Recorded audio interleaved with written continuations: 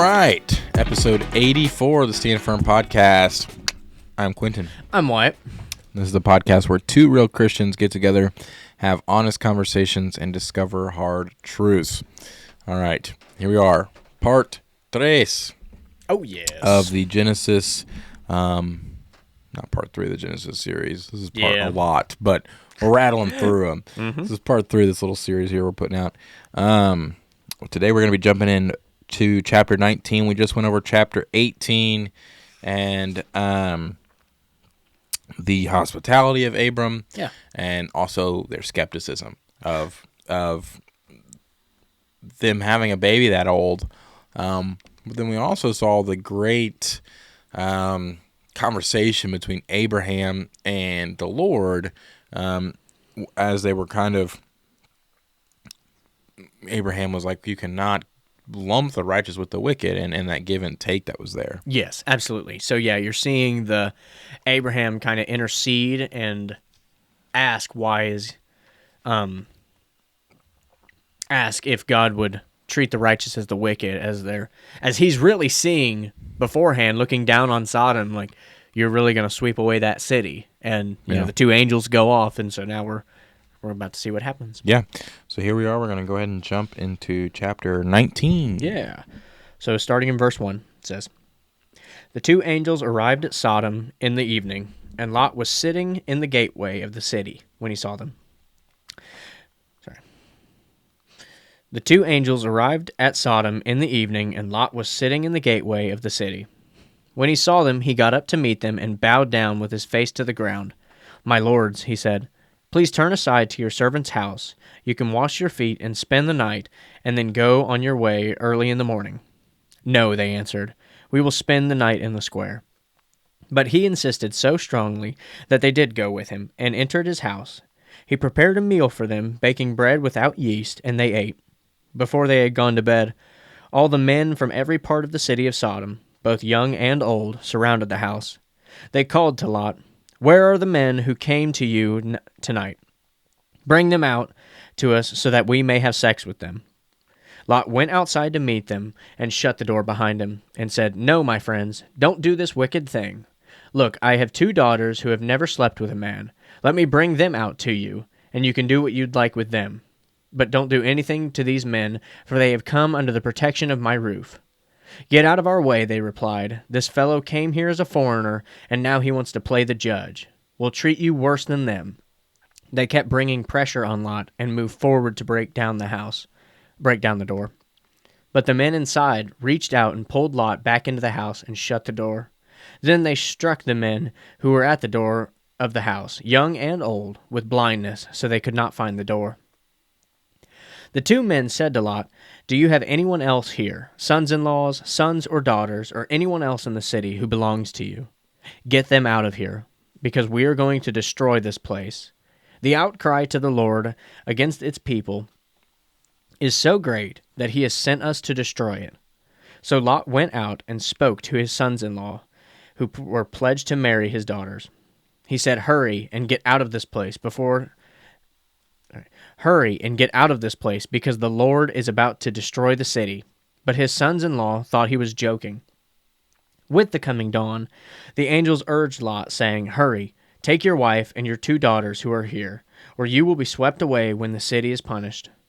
When he hesitated, the men grasped his hand and his hands of his wife and his 2 daughters, and led them out safely of the city, for the Lord was merciful to them. As soon as they had brought them out, one of them said, "Flee for your lives. Do not look back, and don't stop anywhere in this plain. Flee to the mountains, or you will be swept away." But Lot said to them, "No, my lords, please. Your servant has found favor in your eyes, and you have shown great kindness to me in sparing my life. But I can't flee to the mountains. This disaster will overtake me, and I'll die. Look, here is a town near enough to run to, and it is small. Let me flee to it. It is very small, isn't it? Then my life will be spared." He said to him, "Very well, I will grant this request to you. I will not overthrow the town you speak of, but flee there quickly, because I cannot do anything until you reach it." That is why the town was called Zor. By the time Lot reached Zor, the sun had risen over the land. Then the Lord rained down burning sulfur on Sodom and Gomorrah from the Lord out of the heavens. Thus he overthrew the cities and their entire plain, destroying all those living in the cities, and also the vegetation in the land. But Lot's wife looked back, and she became a pillar of salt. Early the next morning, Abraham got up and returned to the place where he had stood before the Lord. He looked down toward Sodom and Gomorrah, toward all the land of the plain, and saw dense smoke rising from the land, like smoke from a furnace. So when God destroyed the cities of the plain, he remembered Abraham, and he brought Lot out of the catastrophe that overthrew the cities where Lot had lived. So yeah, that's a big one, right? There's a lot to that. Yeah. So I think it's interesting how Lot goes with Abraham in the beginning, right? And Abraham, turn to the east, turn to the west, you choose. If you go east, I'll go west. If you go west, I'll go east. And Lot chooses to settle near Sodom and Gomorrah. Then we see him closer to the city, and then we see him standing at the gate. Yeah. So it almost kind of seems like he's stepping more and more in with bad company. Well, and right? this position at the gate could possibly indicate that he was accorded a spot of honor with the elders of the city. Yeah, you see that that's a real spot of being at the gate, is you're somebody important. Yeah. And then going in now to the hospitality portion that we had with Abraham, he still plays gracious host, but in a lesser way. Yeah, he's really got to insist to kind of get him there. They didn't. Well, Abraham, like, I'll cook you a meal. Okay, do as you say. Yeah. But Lot almost has to, like, convince him, maybe. You know, he insists so strongly that they do it. Yeah. Right. Well, and he also, like, just got up to meet them. Abraham ran out there and bowed at their feet. Abraham cooked them, the calf and the bread. Lot's bread was unleavened. Yeah. That was their feast. And so you just see the differences there. And,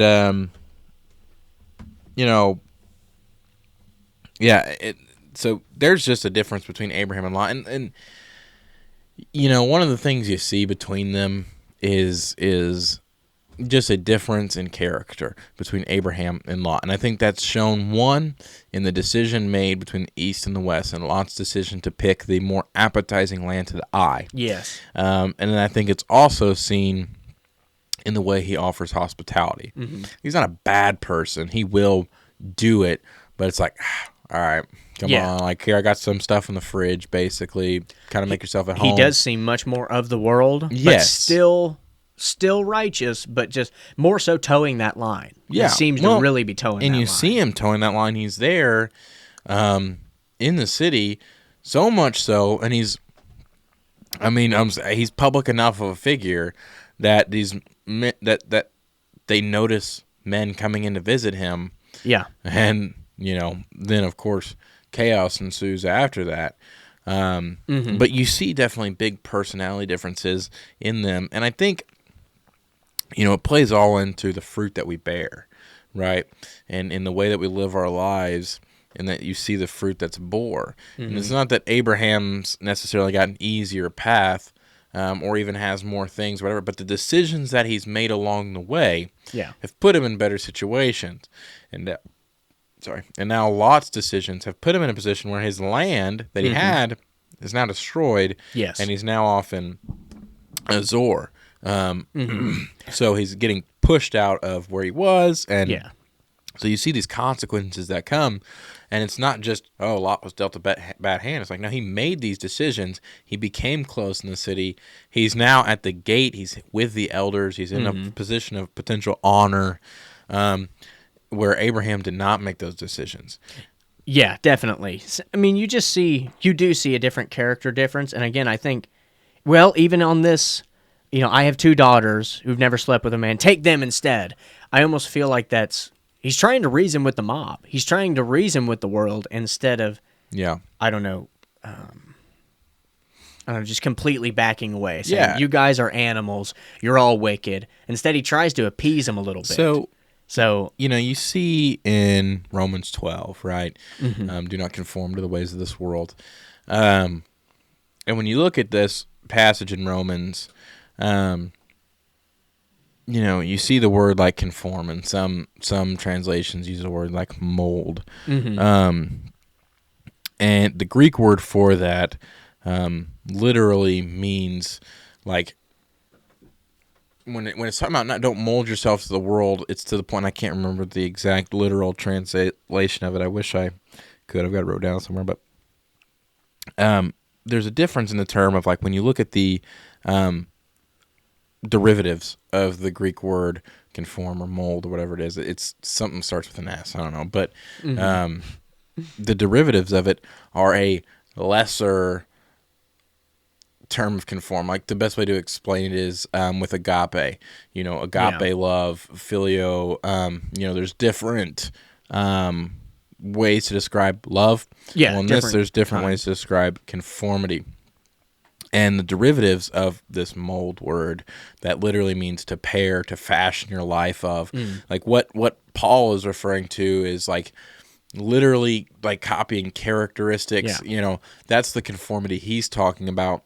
Then there's this lesser, which is like you're just next to, you're in. It's like a boat's in the water, but not of the water. And that, I think, is a line that you see Lot on. Yeah. He's not completely shared the personality of it, but he's bleeding in. And you can see the world. And I almost wonder, like, if I pose a thought, this is a strictly hypothetical, but if what happened to Sodom and Gomorrah did not happen, how far would you see Lot go?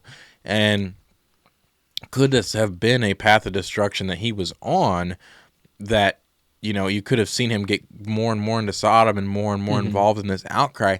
I mean, you see how bad Sodom is by looking at the reaction of these men who are demanding sex. Yes. And like that goes back to the outcry. I mean, the men of the city are demanding sex, and their perversion, it justifies that outcry, right? It's almost like this is in here to just so you get the idea of the position that they were in. Yeah, definitely. And I have some verses here.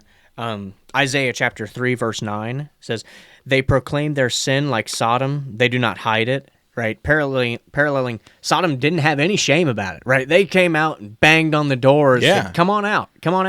They weren't scared of it. They weren't shameful of it. They really turned away from their conscience, right? They turned away from our moral compass that's written on all of our hearts, right?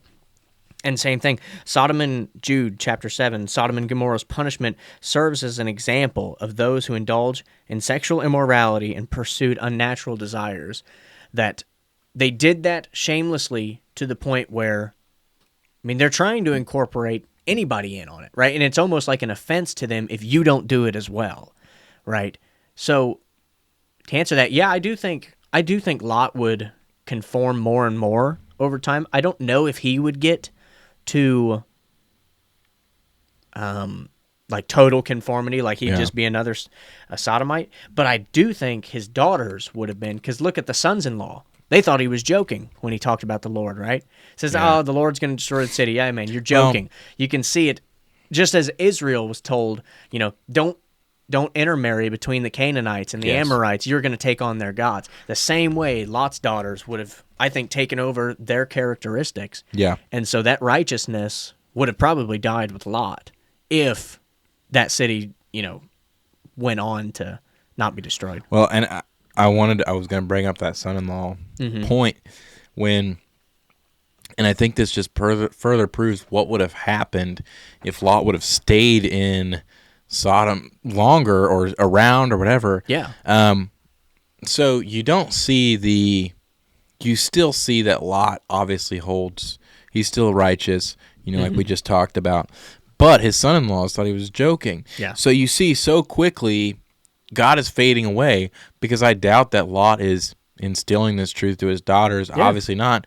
You see him. Imagine everybody else saying it around you, right? Yeah. That's stupid, and you should just do this. This is what everybody's doing. Everybody's having this weird sex stuff. And he's not that strong point that he needs to be, so his son-in-laws don't. Well, and that's who his daughters are married to. So imagine where their kids would be. Yes. You know what I mean? And so you go in this line. So while Lot may not have gotten that far, his lineage absolutely would have. Oh, for sure. 100%. And so, you see this line, and this applies to, this is a modern application, and whenever you toe that line, you may be okay with being on that line. You may remain righteous. You may be a Lot, where, you're all right. You're still good. You're still hospitable. You can still hold to your values, yeah, even though there's so much temptation. You're still not where you need to be. Yes. But if you do that, then you are not being the example that you need to be. If you're just playing with the world so much, your children are going to see that and be like, oh, the world looks fun. My dad can kind of ride the line. Let me push it. Yeah. And then before you know if you're good at playing with fire, your kids are going to try it. They're going to be and even your kids better. are,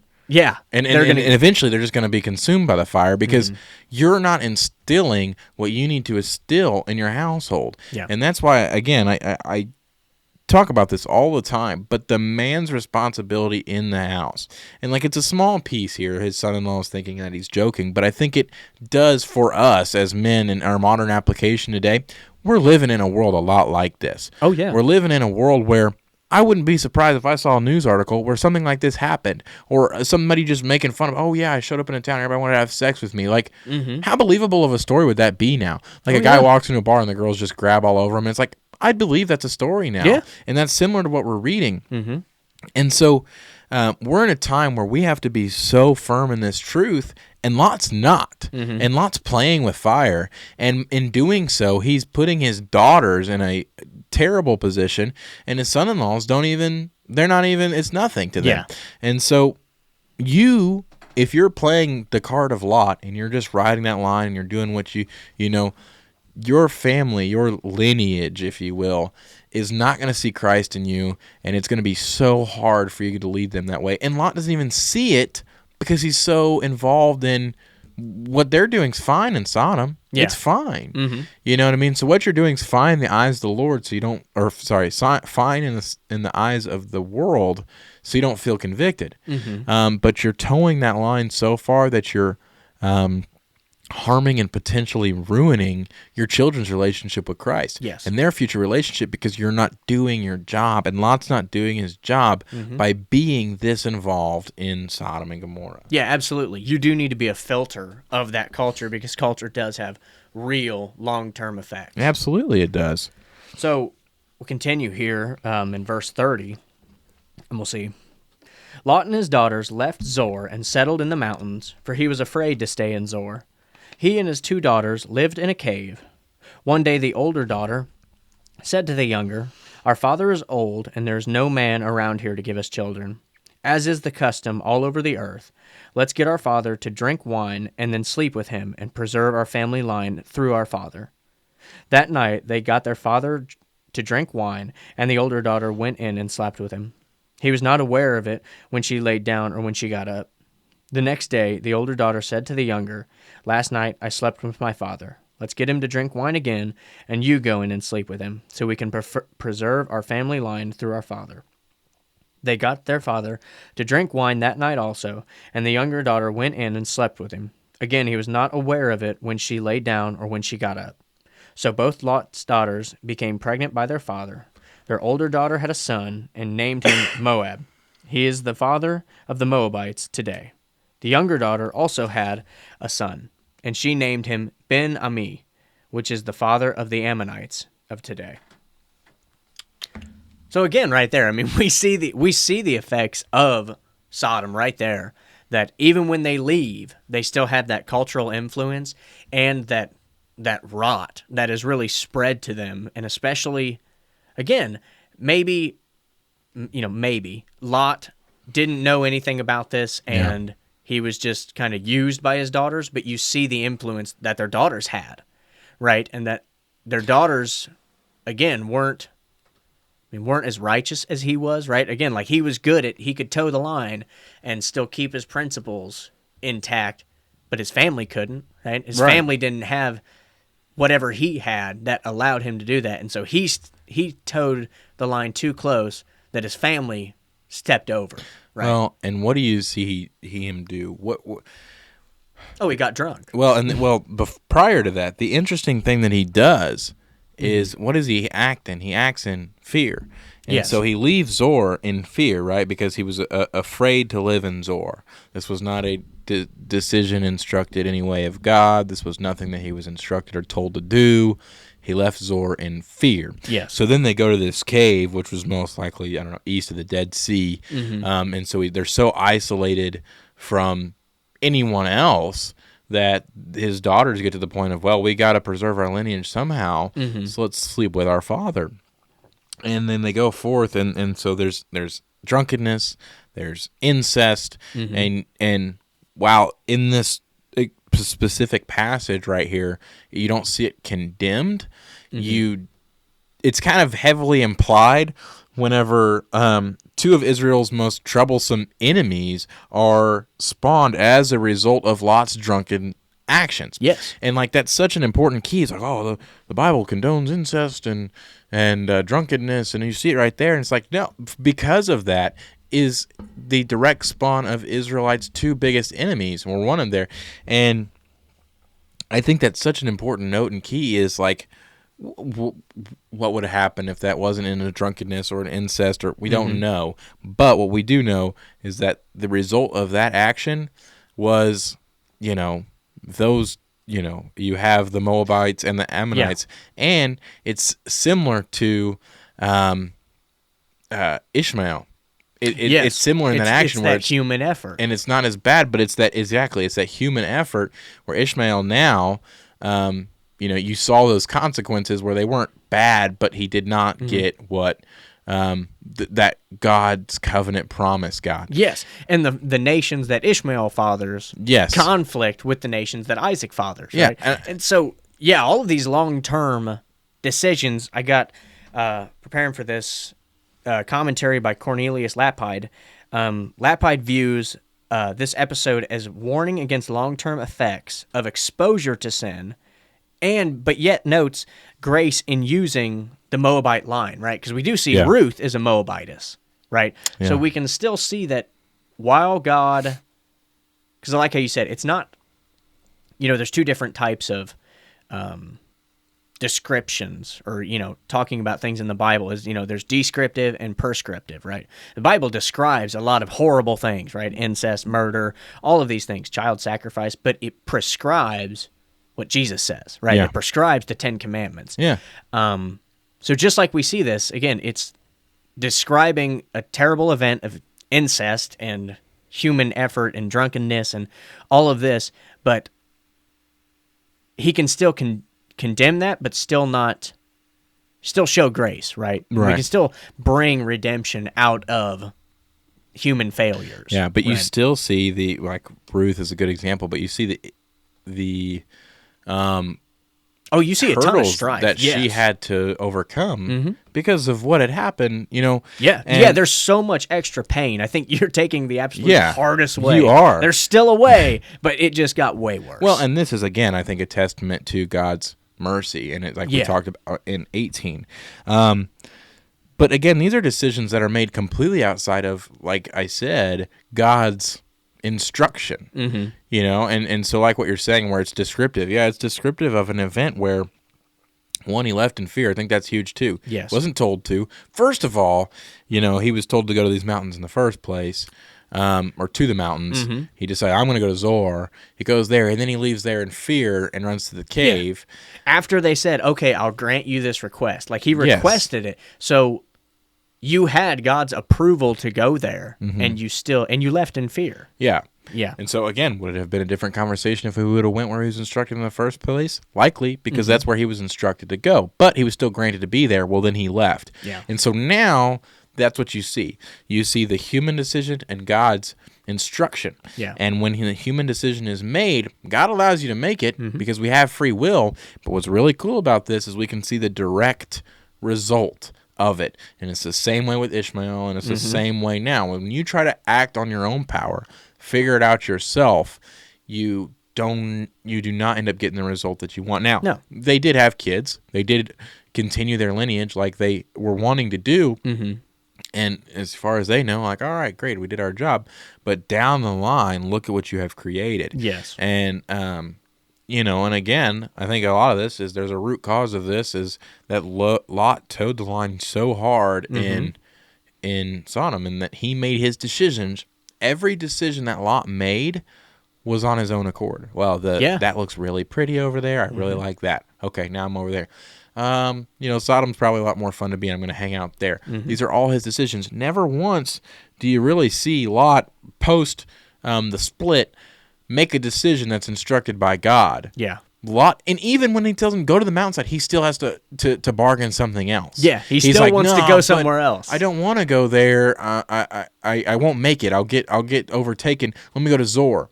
They're like, fine, you can go to Zor. But then he goes to Zor, and now he wants to go to the mountains. Exactly. So he never makes a decision that's in God's instruction. Yes. And so I think the fact that all of his fruits, again, like I said earlier, that the fruits that are bore are a huge indication of how they're living their lives. Not that Abraham had it easier or that he was even a much better person, but his decisions were made based off of God's instruction. Lot's were not. You can definitely see the fruits. Exactly. And so his fruits are, the Ammonites, the Moabites, and then what happened in Sodom. Well, especially, even the fruits that you see right there is incest, drunkenness, and a city destroyed. Yes. Now, maybe, the city wasn't his fault, but you can see that, okay, you throw your lot in with these guys, and God rains sulfur on them. It's like, all right, man, you might want to reconsider your company and what you're thinking to be right, because if you're thinking that these guys are right to hang by, and God rains sulfur on them, like,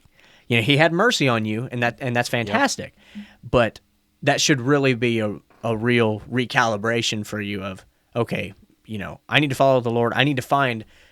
That's the other thing too, is surrounding yourself with godly people. Yeah. Right. There's no one else in this cave, right? And while Zor was small, there might have been somebody else around there. Again, finding 10 righteous men in a city. Right. Yeah. Just finding godly men to surround yourself with, because. Again, you're going to be pulled in one direction. It's either up or down, Oh, yeah. Sin is not static. You're going a direction. Yeah. Even back to Lot's wife's decision to just disobey God again, and she turns into a pillar of salt. Yes. So, you see, one thing about the Old Testament is you see direct consequences of people's actions. Yeah, direct consequences. I did like how you touched on that. I forgot about that for a second. That, as soon as he told him not to look back, and she did, right? So, but this is a lifetime of disobeying his commands.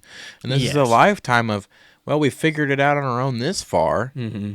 Yeah, it absolutely is. And, God is merciful, and... Well, God is merciful and God's just, but you have to do what he says. You have to do what's right, right? And if he tells you, run, I'm going to destroy this place, don't look back. You really shouldn't look back. Yeah. That, to me, that almost seems like a doubt. Like, all right, is God really how's he going to sweep away a city, right? And that's a turn back. And I think it's also just like we'll see the Israelites in Exodus, right? They turn back towards Egypt. They turn back to the same sin. That's comforting because that's what they know, rather than being set free and following God. Yes. You'd rather return to the comfort of the chains. What's easy. Yeah. And we do that in human nature today. And while it's easier on our human front, you still are always going to see those consequences of not following God direct, whether they're right now or, your lineage in the future. Mm-hmm.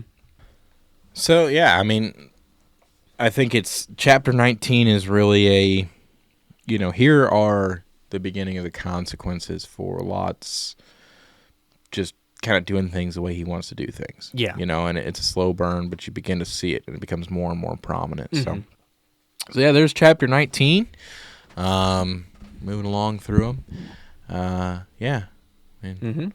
all there is to it. Yep. Don't turn around, you're turn into a pillar of salt. That's right. Nobody turn around. All right, we will see you next Sunday.